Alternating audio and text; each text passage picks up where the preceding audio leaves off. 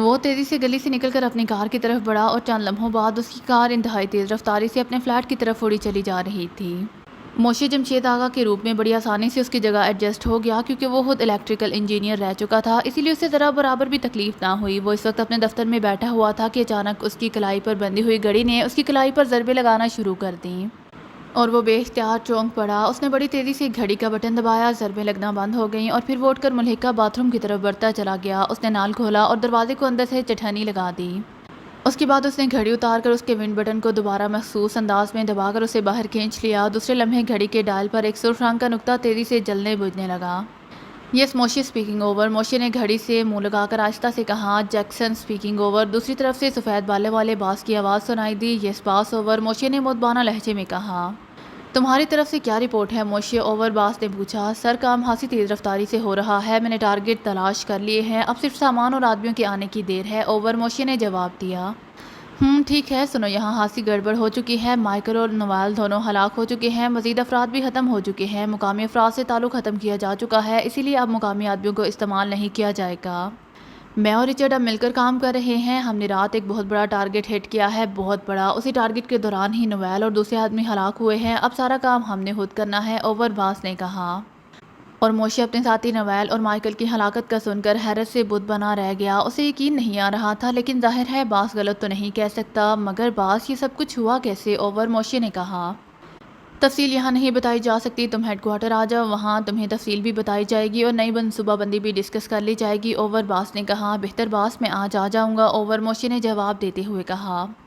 خورشید کیسا جا رہا ہے، کوئی پریشانی تو نہیں ہوئی اوور، باس نے پوچھا۔ نہیں باس، وہ مکمل کنٹرول میں ہے اور اسی کی وجہ سے میں یہاں ایڈجسٹ ہوا ہوں اور ٹارگٹ بھی کور ہوئے ہیں اوور، موشی نے جواب دیا۔ اوکے، پھر بھی محتاط رہنا، ہمارا اصل مشن یہی ہے اور ہمیں ہر صورت میں کامیاب ہونا ہے اوور، باس نے کہا۔ ٹھیک ہے باس، میں خیال رکھوں گا اوور، موشی نے جواب دیا۔ اور سنو، خورشید پر کڑی نگاہ رکھنا، وہ شخص بے حد کایا ہے، ایسا نہ ہو کہ کنٹرول کے باوجود کچھ گڑبڑ ہو جائے اوور، باس نے نصیحت کرتے ہوئے کہا۔ میں سمجھتا ہوں باس، میں محتاط ہوں اوور، موشی نے کہا۔ اوور اینڈ آل دوسری طرف سے کہا گیا اور اس کے ساتھ ہی رابطہ ختم ہو گیا۔ موشی نے ونڈ بٹن دبا کر گھڑی دوبارہ کلائی پر باندھی اور پھر نل بند کر کے اور دروازہ کھول کر واپس اپنے دفتر میں آ گیا۔ اسی لمحے ٹیلی فون کی گھنٹی بج اٹھی، موشی نے ہاتھ بڑھا کر ریسیور اٹھا لیا۔ یس، موشی کا لہجہ بالکل جمشید آغا سے ملتا جلتا تھا۔ سر، ایم ڈی نے آپ کو یاد فرمایا ہے، کوئی ٹاپ میٹنگ کال کی ہے انہوں نے، پی اے نے مدبانہ لہجے میں کہا۔ اوکے، موشی نے کہا اور ریسیور رکھ دیا۔ ویسے اس کے ذہن میں خدشے ابھر آئے تھے کہ مینیجنگ ڈائریکٹر نے اچانک ہنگامی میٹنگ کیوں کال کی ہے، اس نے دوبارہ ریسیور اٹھا لیا۔ یس سر، ریسیور اٹھاتے ہی دوسری طرف سے پی اے کی آواز سنائی دی، خورشید صاحب سے بات کراؤ، موشی نے کہا اور اس کے ساتھ ہی اس نے ریسیور رکھ دیا۔ وہ خورشید کو ٹٹولنا چاہتا تھا کہ آخر یہ ہنگامی میٹنگ کیوں ہو رہی ہے، خورشید کی آواز سنائی دی۔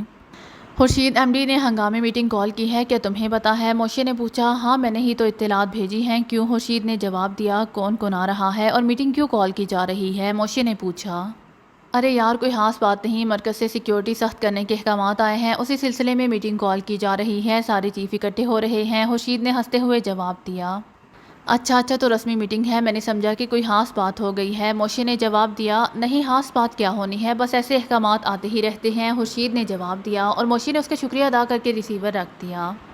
اسی لمحے چپراسی نے آ کر کار تیار ہونے کی اطلاع دی تو موشی اٹھ کر باہر کی طرف چل پڑا۔ ٹیلی فون کی گھنٹی بجتے ہی عمران نے میز پر پڑے ہوئے ٹیلی فون کا ریسیور اٹھا لیا۔ بلیک زیرو کو اس نے کہیں کام پر بھیجا ہوا تھا اور اس وقت وہ دانش منزل میں اکیلا تھا۔ جب سے یہ دہشت پسندانہ کارروائیاں شروع ہوئی تھیں، وہ دانش منزل میں ہی رہ رہا تھا۔ X2، عمران نے کہا۔ تنویر بول رہا ہوں جناب، دوسری طرف سے تنویر کی آواز سنائی دی۔ رپورٹ، عمران نے اسی طرح سرد لہجے میں پوچھا اور تنویر نے پوری تفصیل کے ساتھ ساری بات بتا دی کہ کس طرح وہ مجرموں کا پتہ حاصل کرنے میں کامیاب ہو چکا ہے۔ گڈ تنویر، تم نے بڑی ذہانت سے کام لیا ہے، عمران نے جان بوجھ کر اس کی تعریف کرتے ہوئے کہا۔ شکریہ جناب، تنویر کا لہجہ مسرت سے پر تھا۔ تم نے ہلٹن روڈ کی کوٹھی نمبر 12 کو چیک کیا کہ وہاں کون رہ رہا ہے، عمران نے پوچھا۔ نہیں سر، میں نے سوچا کہ پہلے آپ کو رپورٹ دے دوں، پھر آپ جیسے حکم فرمائیں، تنویر نے جواب دیا۔ اوکے، تم وہیں پہنچو، میں صفدر اور عمران کو وہاں بھیج رہا ہوں، عمران نے کہا اور پھر تنویر کی بات سنے بغیر اس نے کریڈل دبا کر رابطہ ختم کر دیا۔ تنویر کا حاصل کردہ کلو واقعی انتہائی کارآمد تھا، کم از کم مجرموں کا ایک نیا اڈا تو سامنے آیا تھا۔ عمران نے صفدر کے نمبر ڈائل کرنے شروع کر دیے۔ صفدر اسپیکنگ، رابطہ قائم ہوتے ہی دوسری طرف سے صفدر کی آواز سنائی دی۔ X2، عمران نے کہا۔ یس سر، فرمائیے، صفدر کی مستعد آواز سنائی دی۔ صفدر، تم مسلح ہو کر ہلٹن روڈ کی کوٹھی نمبر 12 پر پہنچو، تنویر وہاں موجود ہوگا، کیپٹن شکیل کو بھی اپنے ساتھ لیتے جاؤ۔ میں عمران کو بھی وہاں بھیج رہا ہوں۔ تنویر نے مجرموں کے اس نئے اڈے کا کلو تلاش کر لیا ہے، وہاں فوری چھاپہ مارنا ہے، عمران نے تفصیل سے ہدایات دیتے ہوئے کہا۔ بہتر سر، میں کیپٹن شکیل کو ساتھ لے کر ابھی پہنچ جاتا ہوں، صفدر نے جواب دیا، اور عمران نے اس بار بھی کوئی جواب دیے بغیر ریسیور رکھ دیا۔ پھر آٹومیٹک کنٹرول کو آن کر کے وہ تیزی سے آپریشن روم سے نکل کر باہر کھڑے اپنی کار کی طرف بڑھتا گیا، اور چند لمحوں بعد اس کی کار خاصی تیز رفتاری سے ہلٹن روڈ کی طرف اڑی چلی جا رہی تھی۔ ہلٹن روڈ شہر کے شمال مشرقی علاقے میں ایک نئی کالونی تھی جسے حال ہی میں آباد کیا گیا تھا۔ جب وہ ہلٹن روڈ پر پہنچا تو اسے دانش منزل سے چلے ہوئے تقریباً 20 منٹ ہو چکے تھے۔ ہلٹن روڈ کے پہلے چوک پر پہنچتے ہی کار کی رفتار اس نے آہستہ کی اور پھر اسے ایک طرف کھڑی کر کے وہ نیچے اتر آیا۔ اس نے احتیاطاً ریڈی میڈ میک اپ کر لیا تھا، اور پھر وہ ادھر ادھر بنی ہوئی کوٹھیوں کے منہ دیکھتا ہوا آہستہ آہستہ آگے بڑھتا چلا گیا۔ تھوڑی دور چلنے کے بعد اسے کوٹھی نمبر 12 نظر آ گئی۔ یہ ایک خاصی بڑی اور کشادہ کوٹھی تھی جس کے گرد ابھی کوئی کوٹھی تعمیر نہیں ہوئی تھی، اسی لیے ارد گرد پلاٹ خالی پڑے ہوئے تھے۔ اسی لمحے ایک درخت کی آڑ سے صفدر نکل کر اس کی طرف بڑھا۔ عمران صاحب، صفدر نے اس کے قریب آتے ہوئے کہا۔ ہاں، شکیل اور تنویر کہاں ہیں؟ عمران نے پوچھا۔ وہ دونوں کوٹھی کے اندر ہیں، صفدر نے کہا۔ کیا مطلب اندر ہیں؟ کیوں؟ عمران نے حیرت بھرے لہجے میں پوچھا۔ کوٹھی خالی پڑی ہوئی ہے، تنویر پہلے ہی چیک کر چکا ہے، میں آپ کی وجہ سے باہر رک گیا تھا، صفدر نے جواب دیا۔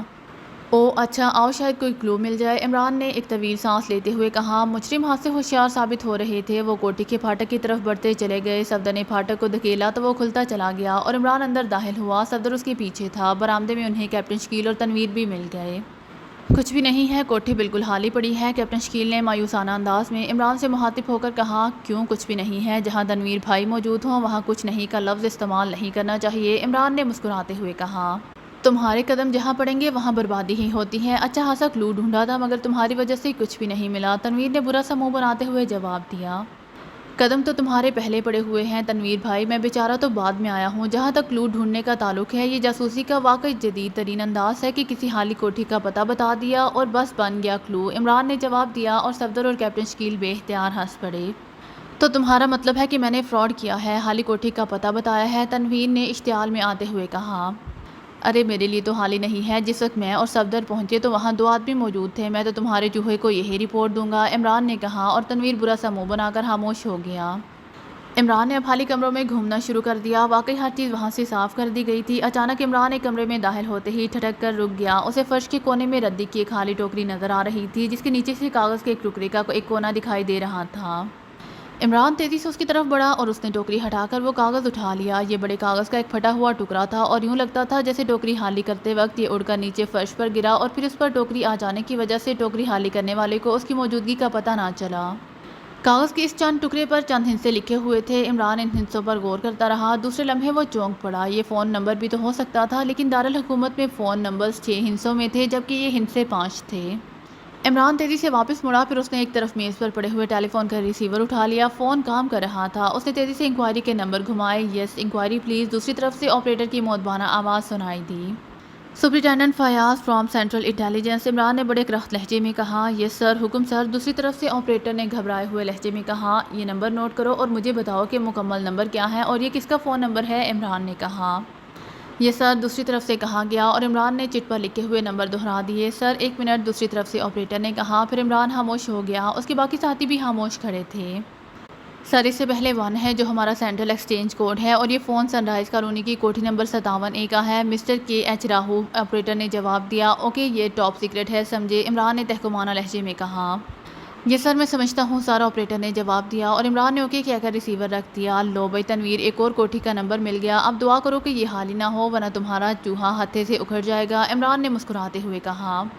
شٹ اپ، تم بار بار اس کو چوہا کہہ کر اس کی توہین کر رہے ہو، تنویر نے غصیلے لہجے میں کہا۔ یعنی 1-2 بار کہنے پر تمہیں کوئی اعتراض نہیں ہے، بلکہ ایک بار تو تم نے خود بھی کہا ہے، تمہیں غصہ صرف بار بار کہنے پر ہے، عمران نے فلسفہ جھاڑتے ہوئے کہا۔ عمران صاحب، یہ وقت ایسی باتوں کا نہیں ہے، ہمیں فوراً اس کوٹھی کو چیک کرنا چاہیے، صفدر نے مداخلت کرتے ہوئے کہا۔ اچھا تو چلو کر لیتے ہیں چیک، عمران نے سر ہلاتے ہوئے کہا، اور تھوڑی دیر بعد وہ اپنی اپنی کاروں میں سوار ہو کر سن رائز کالونی کی طرف بڑھنے لگے۔ سن رائز کالونی کی چوک پر پہنچ کر انہوں نے کاریں وہیں روک دیں اور پھر وہ علیحدہ علیحدہ ہو کر 57A کوٹھی کو ڈھونڈنے لگے۔ پھر تھوڑی دیر بعد کوٹھی ان کی نظروں کے سامنے تھی۔ تم سب یہیں ٹھہرو، میں اندر جاتا ہوں، اگر کوئی مسئلہ ہوا تو میں تمہیں کوشچن دے دوں گا، عمران نے انہیں ہدایات دیتے ہوئے کہا، اور پھر ان کے سر ہلا دینے پر وہ تیزی سے پھاٹک کی طرف بڑھتا چلا گیا۔ کوٹھی کے گیٹ پر KH راہووالا کی نیم پلیٹ موجود تھی۔ عمران نے بڑے مطمئن انداز میں کال بیل پر انگلی بجا دی اور اس وقت تک نہ ہٹائی جب تک ایک دھماکے سے پھاٹک کی ذیلی کھڑکی نہ کھل گئی۔ ایک غیر ملکی نوجوان باہر نکل آیا۔ اس کے چہرے پر زبردست جلاہٹ تھی۔ کیا تمہیں کال بیل بجانے کی تمیز نہیں ہے؟ غیر ملکی نوجوان نے باہر نکلتے ہی ہاتھ سے برہم لہجے میں کہا۔ قمیض؟ کال بیل قمیض؟ ارے بیل باٹم پتلون تو سنی تھی، یہ کال بیل قمیض پہ آ گئی۔ عمران نے حیرت سے پر لہجے میں کہا، کون ہو تم اور کیوں بجائی تھی تم نے کال بیل؟ غیر ملکی نے اسے سر سے پیر تک دیکھتے ہوئے کہا۔ گڈ، کوشش کرو تو اچھے خاصے شاعر بن سکتے ہو۔ بہرحال راہووالا صاحب سے ملنا ہے، انہیں کہہ دو کہ مسٹر ڈم ڈم تشریف لائے ہیں۔ عمران نے کہا، مسٹر ڈم ڈم یہ کیسا نام ہے؟ غیر ملکی نے حیرت بھرے لہجے میں کہا۔ جب راہووالا نام ہو سکتا ہے تو ڈم ڈم میں کیا برائی ہے؟ مجھے یقین ہے کہ تمہارا نام ممولہ ہی ہوگا۔ ہمارے ہاں کے ایک شاعر نے کہا ہے کہ لڑا دے ممولے کو شہباز سے۔ عمران کی زبان چل پڑی تھی۔ بھاگ جاؤ، راہووالا صاحب ملک سے باہر گئے ہوئے ہیں، نوجوان نے برا سا منہ بناتے ہوئے کہا اور پھر تیزی سے کھڑکی کے اندر جا کر کھڑکی بند کر دی۔ عمران چند لمحے وہاں کھڑا رہا، پھر وہ واپس مڑا۔ اس نے ہاتھ سر کے اوپر اٹھا کر دور کھڑے ہوئے اپنے ساتھیوں کو ایک مخصوص اشارہ کیا اور پھر وہ تیزی سے پھاٹک کے اوپر یوں چڑھتا چلا گیا جیسے ساری عمر یہی کام کرتا چلا آیا ہو۔ دوسرے لمحے وہ پھاٹک کے اندر کود گیا۔ کوٹھی کا وسیع و عریض لان خالی پڑا ہوا تھا۔ اندر کودتے ہی وہ تیزی سے برآمدے کی طرف بڑھنے لگا۔ ابھی وہ برآمدے کے قریب پہنچا ہی تھا کہ اچانک دو غیر ملکی ایک طرف سے نکل آئے۔ ان کے چہروں پر شدید غصہ تھا۔ ان میں ایک وہ تھا جو باہر آیا تھا۔ ارے تم اندر آ گئے، کیسے آئے تم؟ اس نے بگڑے ہوئے لہجے میں کہا۔ ڈم ڈم کو تمہارے یہ پھاٹک نہیں روک سکتے، میں تو شاہی قلعے کے پھاٹک پر چڑھ کر اندر کود جاتا ہوں۔ عمران نے یوں جواب دیا جیسے وہ اپنا قابل فخر کارنامہ سنا رہا ہو۔ تم چاہتے کیا ہو؟ کیا پولیس کو بلائیں؟ دوسرے غیر ملکی نے کرخت لہجے میں کہا۔ بلا لو، لیکن اگر انہیں بھی پھاٹک پر سے کود کر آنا پڑا تو مسٹر راہووالا کو تھانے کا پھاٹک پھاندنا پڑے گا۔ عمران نے بڑے مطمئن لہجے میں کہا، میرے خیال میں یہ کوئی پاگل ہے۔ دوسرے غیر ملکی نے چند لمحے غور سے عمران کو دیکھتے ہوئے کہا، سوری، میرا نام کوئی پاگل نہیں ڈم ڈم ہے۔ تم مسٹر راہووالا سے جا کر کہو تو صحیح، پھر دیکھو کیا ہوتا ہے۔ عمران نے مسکراتے ہوئے کہا، آؤ تمہیں ملوا ہی دیں صاحب سے، پہلے غیر ملکی نے اچانک کہا۔ اس کا انداز بتا رہا تھا کہ وہ دل ہی دل میں کوئی فیصلہ کر چکا ہے۔ چلو، عمران نے خوش ہوتے ہوئے کہا جیسے بھوکے کو کھانے کی نوید مل گئی ہو۔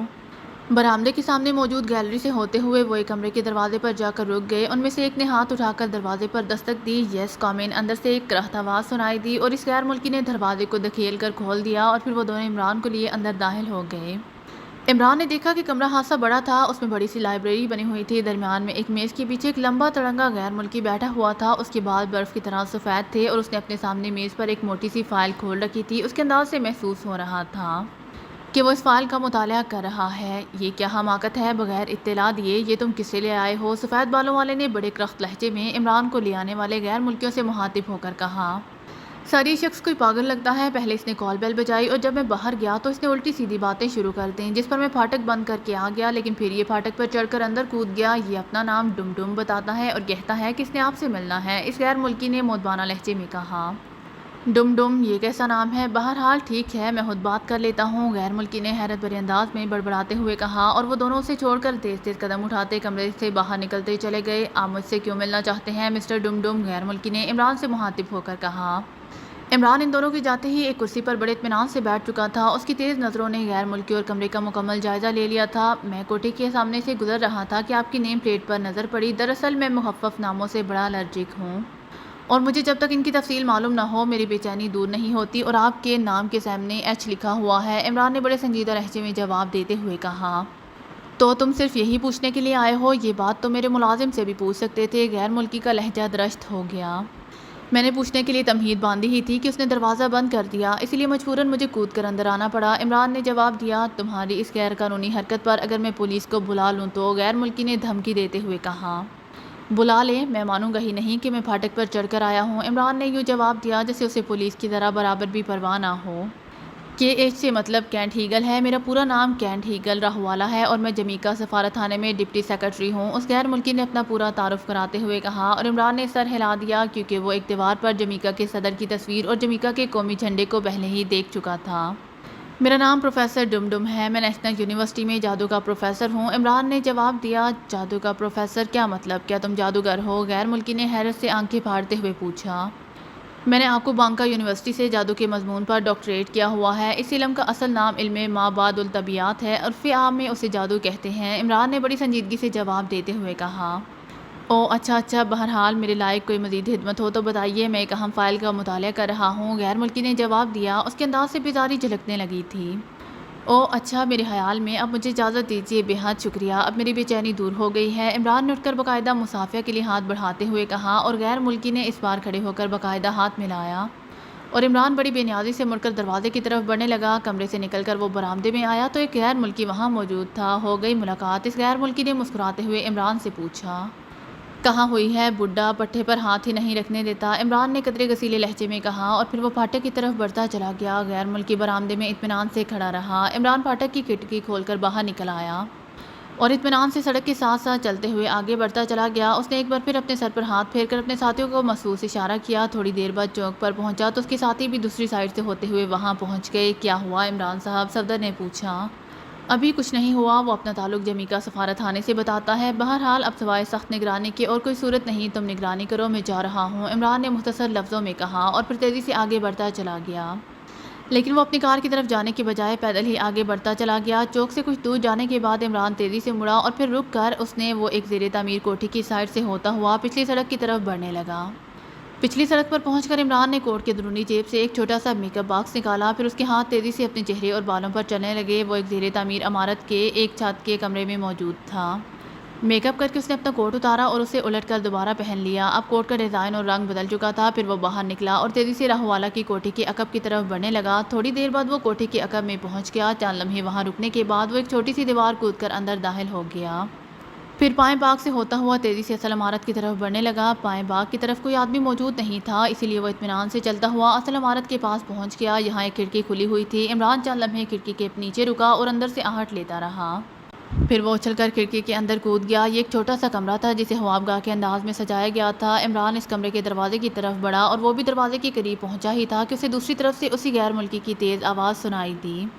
میں کہتا ہوں کہ اگر وہ عام سا آدمی تھا تو پھر اسے اس طرح اندر آنے کی کیا ضرورت تھی؟ یقیناً وہ کوئی غلط آدمی تھا، غیر ملکی غسیلے لہجے میں کہہ رہا تھا۔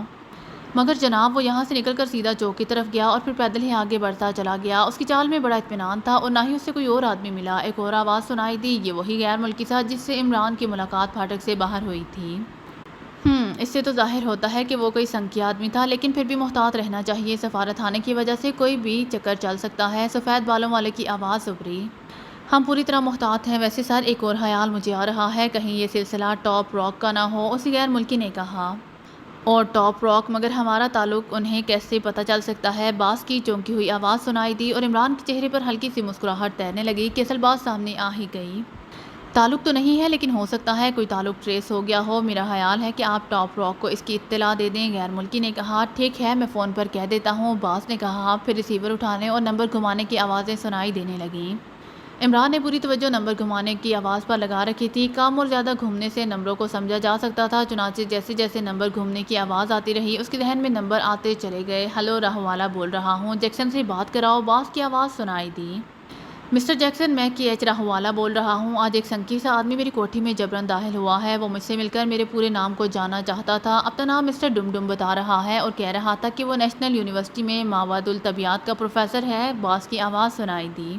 پھر چند لمحے خاموشی چھائی رہی۔ شاید باس دوسری طرف سے جیکسن کا جواب سن رہا تھا۔ وہ نوجوان سا آدمی تھا۔ چند لمحوں بعد باس نے جواب دیا، پھر اس نے عمران کا حلیہ بتانا شروع کر دیا جس میں وہ کوٹھی میں داخل ہوا تھا۔ میں نے اسی لیے فون کیا تھا کہ ہو سکتا ہے کہ آپ کے چکر میں وہ آیا ہو۔ سفارت خانے کی مجبوریوں کی وجہ سے ہم نے آپ کو ہلٹن روڈ والی کوٹھی دی تھی، لیکن پلیز آپ آئندہ ہم سے کوئی رابطہ نہ رکھیں، ورنہ ہم یہاں کے حکام کو اطلاع دے دیں گے۔ باس کا لہجہ سخت ہو گیا۔ شاید دوسری طرف سے جیکسن نے غصہ دلانے والی بات کی تھی۔ شکریہ، آپ جو کرتے ہیں وہ آپ کا فعل ہے اور مجھے آپ کے کاموں سے کوئی تعلق نہیں ہے، لیکن ہمیں ملوث نہیں ہونا چاہیے، بس میری اتنی درخواست ہے، گڈ بائے۔ باس نے دوسری طرف سے کچھ سننے کے بعد کہا اور اس کے ساتھ ہی ریسیور رکھنے کی آواز سنائی دی اور عمران تیزی سے واپس کھڑکی کی طرف بڑھتا چلا گیا۔ اب صورتحال واضح ہو چکی تھی اور اصل کلو بھی مل چکا تھا، اس لیے وہ جلد از جلد باہر پہنچنا چاہتا تھا۔ اور پھر وہ تھوڑی دیر بعد کوٹھی کی عقبی دیوار کود کر سڑک پر آیا اور تیز تیز قدم اٹھاتا اپنی کار کی طرف بڑھتا چلا گیا۔